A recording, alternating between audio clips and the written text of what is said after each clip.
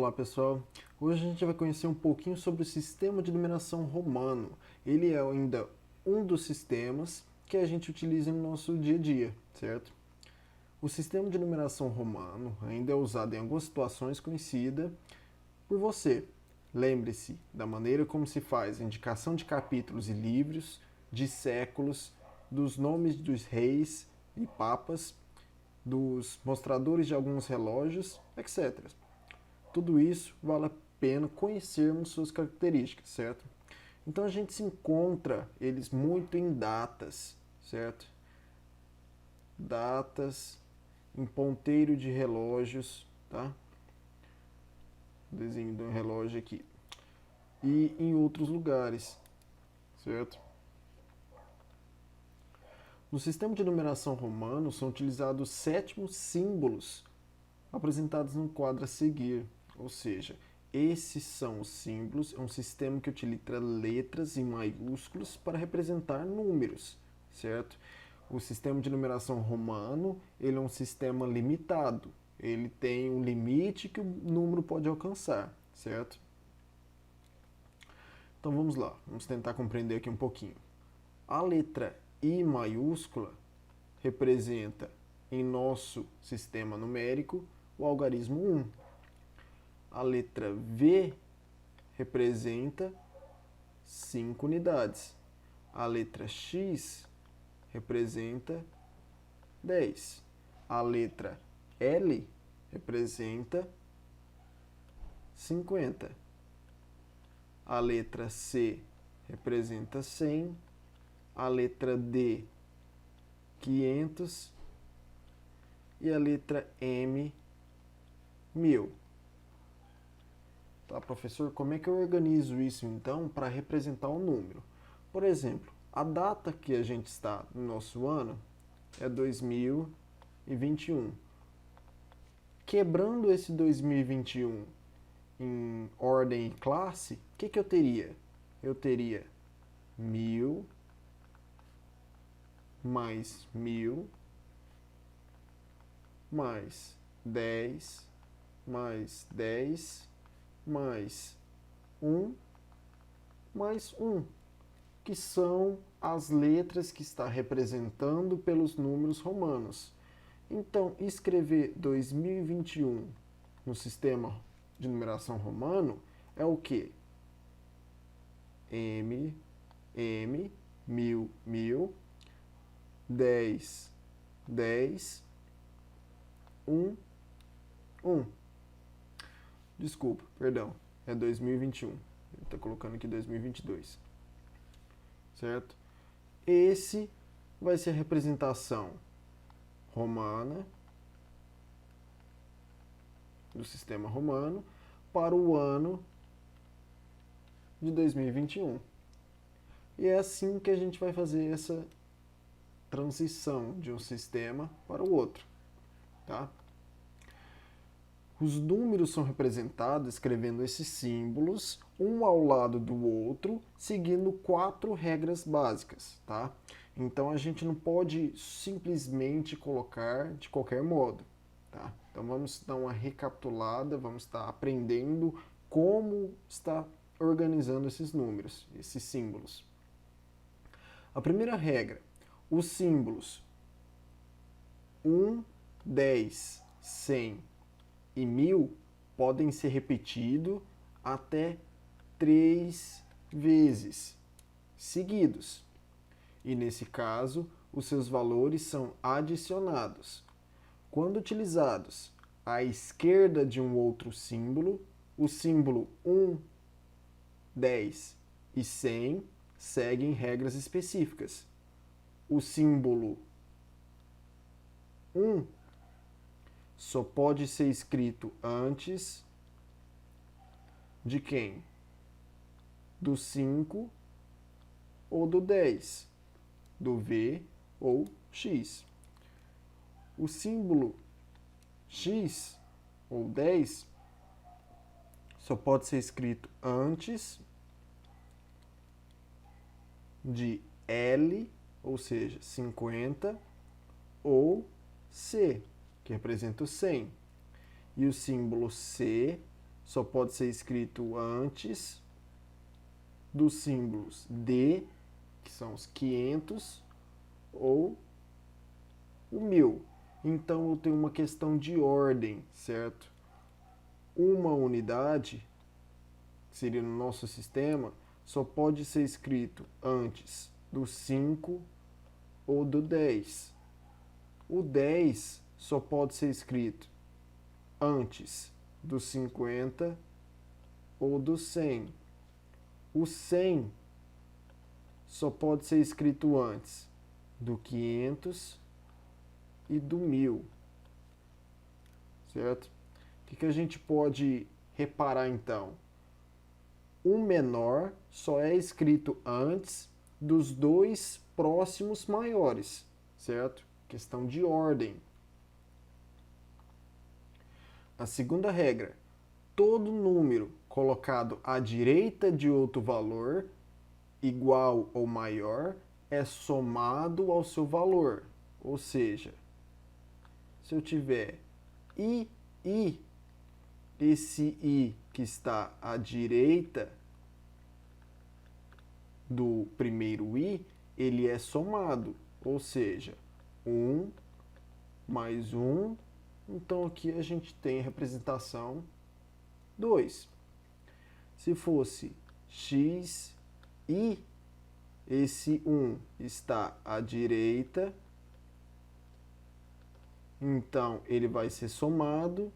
5 mais 1, 5 do v, 1 do i, representando 6. Se eu tiver v e i, o que eu tenho? Eu tenho esses dois à direita do v,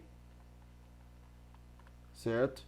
O que eu tenho? Eu tenho 5 mais 1 mais 1, resultando no valor 7.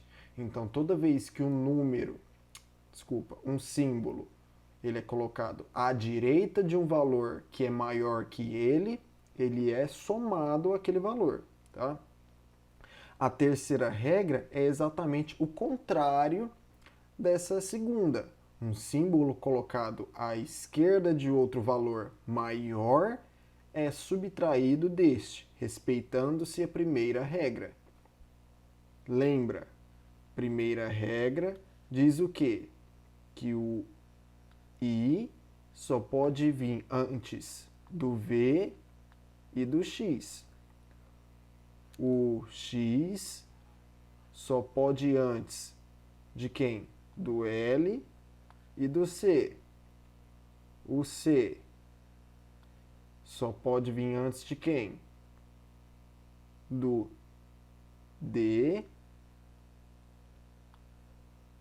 e do M, tá? Essa é a primeira regra. Um símbolo colocado à esquerda de outro maior é subtraído deste. Então vamos lá. Vamos pegar o contrário desse daqui. Agora o i está na esquerda. Quando ele está na esquerda, a regra diz que a gente vai subtrair. Então é pegar 5 menos 1. Então esse IV representa o número 4. Se eu pegar ix, o que é? O i é um número, um símbolo menor que o x e está à esquerda dele. Ou seja, o x representa o 10 e o i, como está à esquerda, ele está subtraindo, então eu vou ficar com 9. Tudo bem?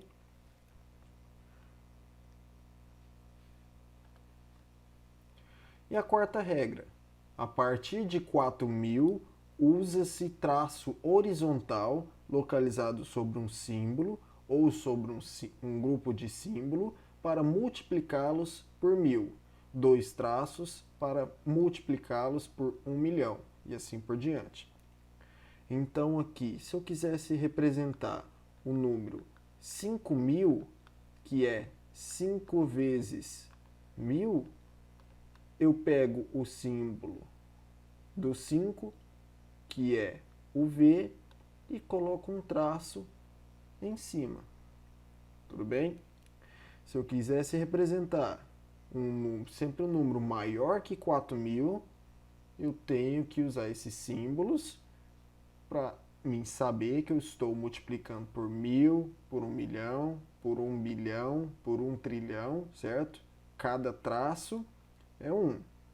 Se eu quisesse 2 milhões, eu sei que 2 milhões é 2 vezes 1 milhão.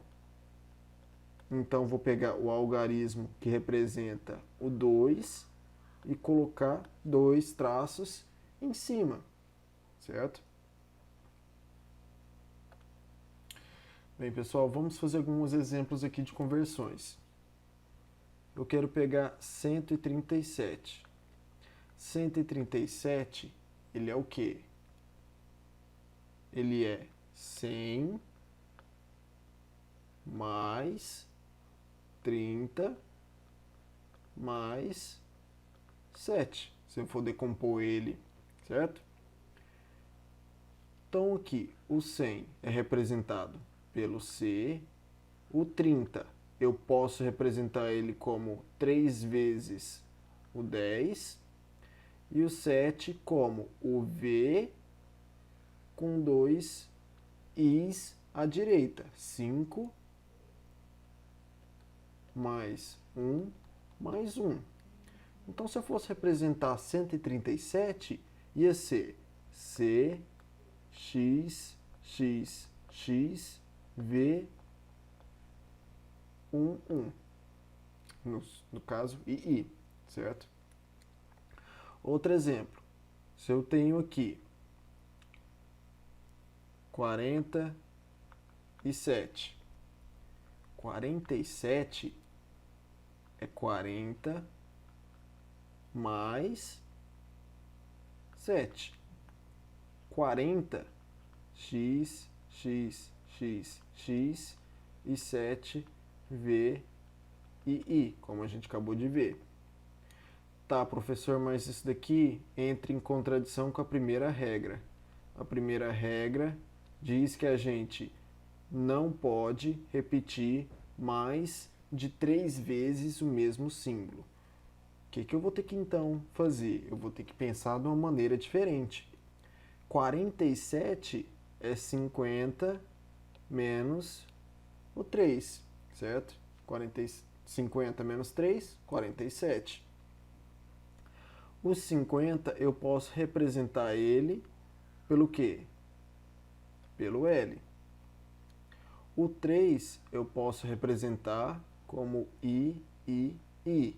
Como eu quero subtrair, eu vou colocar os algarismos menor à esquerda. Então, 47 vai ser representada por L. Ok? E se eu quero, por exemplo, professor, 342, como é que eu faço? 342, tá. 300, pela primeira regra, eu posso repetir 3 vezes. 42, opa, eu vou ter que pensar um pouquinho diferente, certo? Vamos decompor um pouquinho mais ainda. 40 mais 2. O 300, eu posso usar o quê? C, C, C. Posso repetir até 3 vezes. Até aqui tudo bem. 40 é o quê? É 50 menos 10. 50 menos 10 eu posso representar como o quê? O x à esquerda do L.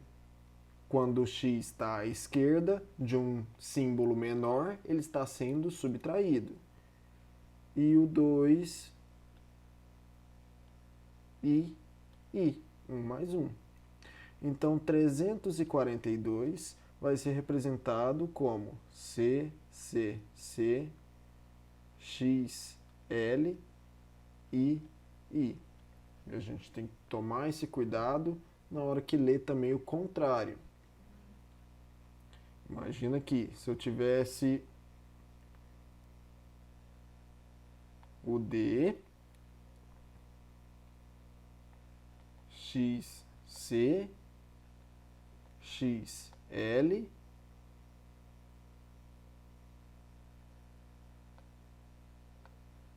e V. Eu tenho que separar em partes. O D vale 500. O XC eu tenho um símbolo menor que eles. Então eu tenho que pegar o C, que é 100, e subtrair o símbolo que está à esquerda, que é 10. Então aqui é 90. Aqui também tenho que separar porque eu tenho um X antes do L. Tem um símbolo menor que o próximo. Então, é 50 menos 40.